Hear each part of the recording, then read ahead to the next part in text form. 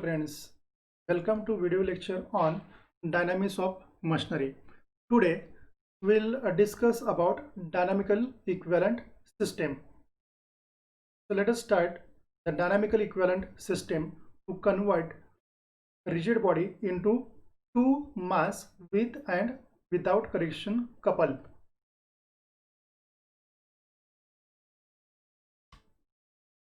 So equivalent dynamical system. In order to determine the motion of a rigid body under the action of external forces, it is usually convenient to replace the rigid body by two masses placed at a fixed distance apart in a such way that the sum of their masses is equal to the total mass of the body. Second point, the center of gravity of the two masses coincide with that of the body. And third point, the sum of the mass moment of inertia of the masses about their center of gravity is equal to the mass moment of inertia of the body. When these three conditions are satisfied, then it is said to be an equivalent dynamical system. Consider a rigid body having its center of gravity at G as shown in figure. So this M1 and M2 are nothing but the masses that forms a dynamical equivalent system. So this M indicate the mass of the rigid body. So what's about this one, center of gravity? So center of gravity of entire body will remains at this point, G point. Okay, so let us consider one by one point. Let small m is nothing but the mass of the body, kg is nothing but the radius of gyration about its center of gravity G. Then m1 and m2, two masses which form a dynamical equivalent system. L1, the distance of mass m1 from G. So like this one, the distance of this mass m1 is nothing but L1 from this center of gravity G. Similarly, L2 is nothing but the distance of this mass m2 with respect to the center of gravity point G. L is nothing but the distance between this mass m1 and m2. Thus, for two masses to be an dynamical equivalent, so already we have seen the three statements. The sum of their masses is equal to the total mass of the body. The second statement, third statement, try to convert this statement into mathematical form. So as far as concerned with the first statement, so we can get this one, m1 plus m2 equals to small n. Second statement, that is m1 into L1 equals to m2 L2, and third one is nothing but m1 L1 square plus m2 L2 square equals to m into kg square. So as far as concerned with the first statement, the sum of their masses is equal to the total mass of the body. In this way you can get the first relation. As far as concerned with the second one, the center of gravity of the two masses coincides with that of the body. And next one about the sum of mass moment of inertia of the masses about their center of gravity is equal to the mass moment of inertia of the body. Now from equation number 1 and equation number 2, we can get the value of m1 like this one. If you just look towards the equation number 1 and equation number 2, so we can substitute the value of here m2 in terms of m1. So m1 L1 divided by L2, just substitute into this equation, okay, and get this relation m1 in this way, L2 into m divided by L plus L2, sorry, L1 plus L2. Give equation number next for this one. Similarly, by using this equation number 1 and equation number 2, once again we can get the value for the m2. Now substitute the value of this m1 and m2 in equation number 3 and simplify this one.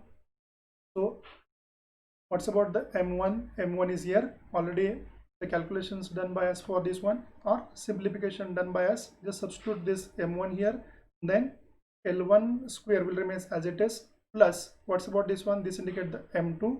M2 with us here, L1 multiplied by small m divided by L1 plus L2, just substitute here, okay, multiply by L2 square equals to m into kg square. Now if you look towards the first or left part of this equation, from this one we can get L1 into L2 as common. So whatever the part will remains instead of the bracket is nothing but here. If I take this L1 L2 common here, then L1 will remains here and L2 will remains from this term. So L1 into L2 multiply by L1 plus L2 will remain here, divided by this term will remains as it is in denominator. Okay, so L1 plus L2 get cancelled here. So what we get here, L1 into L2 equals to kg square. So this equation gives the essential condition of placing the two masses so that the system becomes dynamically equivalent. The distance of one of the masses, either L1 or L2, is arbitrary chosen and the other distance is obtained from equation number 6. Now we'll see the correction couple to be applied to make the two mass system dynamically equivalent. So already I discussed about the three conditions. So first two conditions are satisfied, that is m1 plus m2 equals to m, and second one m1 L1 equals to m2 L2. These two conditions are satisfied, but the third condition is not satisfied.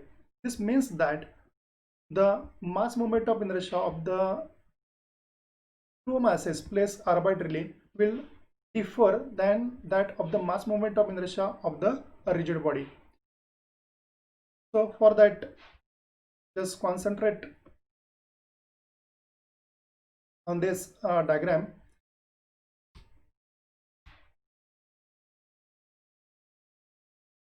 So here consider the two masses. One is placed at point A, another is placed at point D. Okay. So let L3 indicate the distance of the mass placed at point D with respect to center of gravity point. Okay. Similarly, the distance of this one L1 indicate the distance of the mass placed at point A with respect to center of gravity point. Okay. Then what's about this I1? I1 is nothing but the new mass momentum of inertia of the two masses. K1 indicate the new radius of gyration. Alpha indicate the angular acceleration of the body. I indicate the mass moment of inertia of a dynamically equivalent system. Kg indicate the radius of gyration of dynamically equivalent system.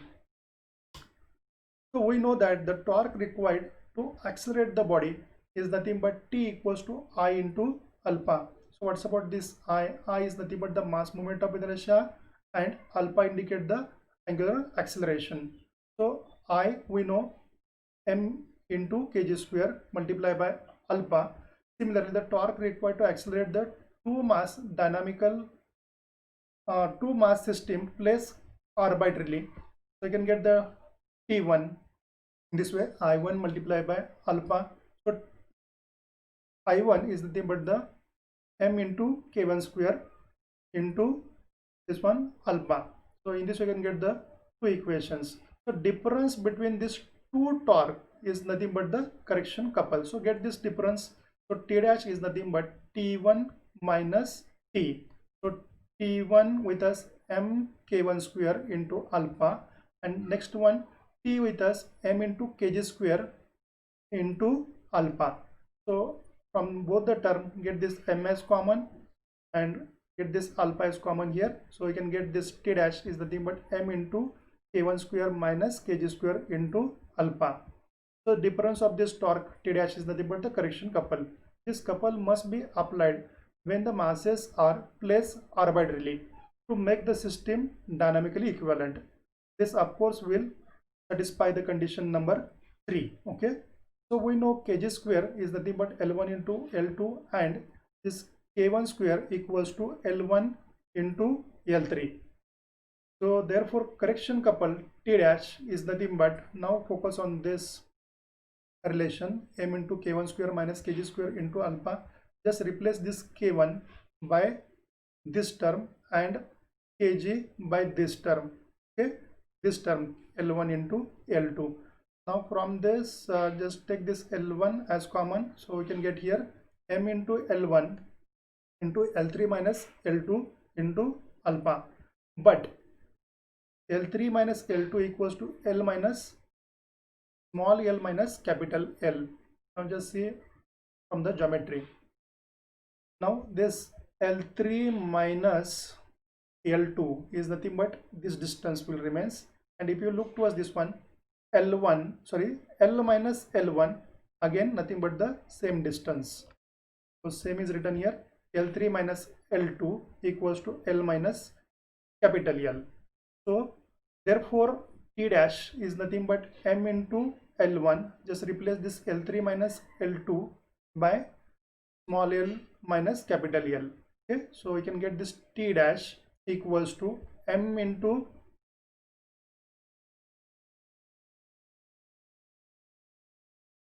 m into small l1 multiplied by L minus capital L into alpha. What's about this L? L is nothing but the distance between the two arbitrarily masses. The distance, okay, distance between one mass placed at point A and mass placed at point T. So what's about the L? L is nothing but the distance of this one A body with respect to this B. Now see clearly the distance between the two masses from a true dynamically equivalent system. It is equivalent length of a simple pendulum when a body is suspended from an axis which passes through the position of the mass m and perpendicular to plane of a rotation of the two mass system. So here you can get the L equals to kg square plus L1 square divided by L1. So same result we have seen during the discussion of compound pendulum.